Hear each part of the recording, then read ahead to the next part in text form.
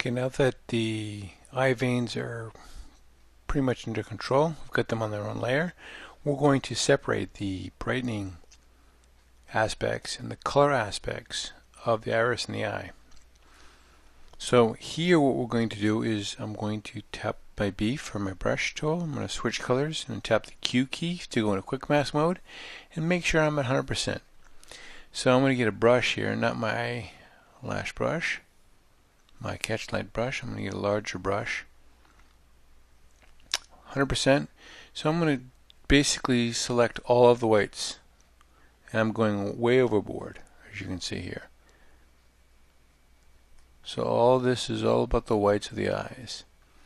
Tap the Q key, and now I'm going to get an adjustment layer, and I'm going to get a curve, and I'm just going to take the middle and I'm going to bump it up. I'm going to bump it up quite a bit because I'm going to go back to now the mask, and I'm going to be painting with black, and I'm going to be painting out, cutting in that mask, making sure I have not oversprayed onto my pupil or onto any part of the eye. So it's basically just the whites of the eyes. So I go through here, and a great way to tell if you got it, you can turn it on and off and make sure. And then you can get that curve up and bring it back a little bit. Again, we're going to work hot because we're going to bring that back. And we'll call this eye whites. And now we're going to do the same thing, tapping the Q key. Black is my foreground color, 100% each side. We're going to do the same thing with the iris.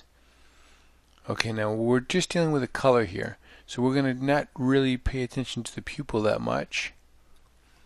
We're going to go there, and we're going to go there. Tap the Q key. Now here you can use a bunch of different ways to make this happen.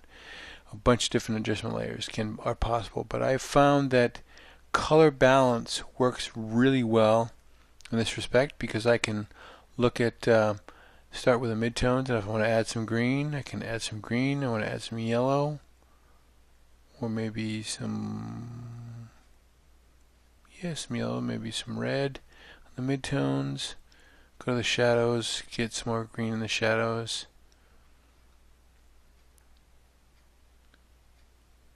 Maybe too much yellow. And finally the highlights.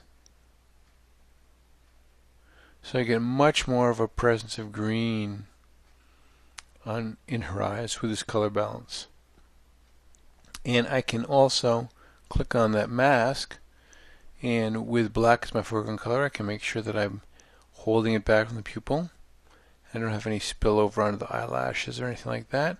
So basically, you're going to find this method I use quite often with, basically cutting in your mask. So this is going to be iris color. And we're going to command click on this mask to load it again. And with that mask in play, we're going to get another adjustment, and that adjustment is going to be a curve.